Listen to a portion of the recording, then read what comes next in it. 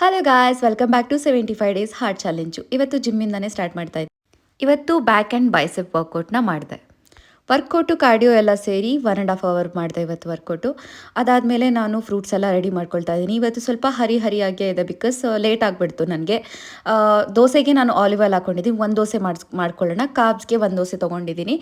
ನಾನು ಊಟ ಬಂದು ಡ್ಯಾನ್ಸ್ ಮುಗಿಸ್ಕೊಂಡು ಮಾಡ್ತೀನಿ. ಬರುವಾಗ ನಾನು ಫ್ರೂಟ್ಸ್ನ ತಿಂದುಬಿಡ್ತೀನಿ. ಊಟ ನಾನು ಡ್ಯಾನ್ಸ್ ಆದಮೇಲೆ ಮಾಡ್ತೀನಿ ಬಿಕಾಸ್ ಡ್ಯಾನ್ಸ್ ಮಾಡೋವಾಗ ನನಗೆ ಸ್ವಲ್ಪ ಕಷ್ಟ ಅಂತ ಅನಿಸುತ್ತೆ. ಡ್ಯಾನ್ಸ್ ಮುಗಿಸ್ಕೊಂಡು ಹೋಗ್ತಾ ನಾನು ಊಟ ಮಾಡ್ತೀನಿ. ಇವತ್ತು ಬೇಸಿಕ್ಸ್ ಹೇಳ್ಕೊಟ್ರು ಕ್ಲಾಸಲ್ಲಿ.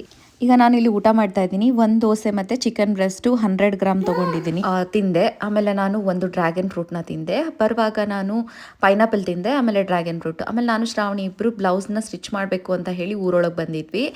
ಆಮೇಲೆ ಎಂಪೈರ್ ಹತ್ರ ಬಂದಿದ್ವಿ ಬಿಕಾಸ್ ನನಗೆ ಪವರ್ ಬ್ಯಾಂಕ್ ಬೇಕಿತ್ತು. ಬಿಕಾಸ್ ವಾಚ್ ನಂದು ಚಾರ್ಜ್ ಆಗ್ತಿರ್ಲಿಲ್ಲ, ಅದಕ್ಕೋಸ್ಕರ ಮನೆಗೆ ಬಂದಿದ್ದೆ. ಒಂದು ದೋಸೆಗೆ ಇವತ್ತೆಲ್ಲ ಫುಲ್ ದೋಸೆ ಡೇ ಆಗಿದೆ.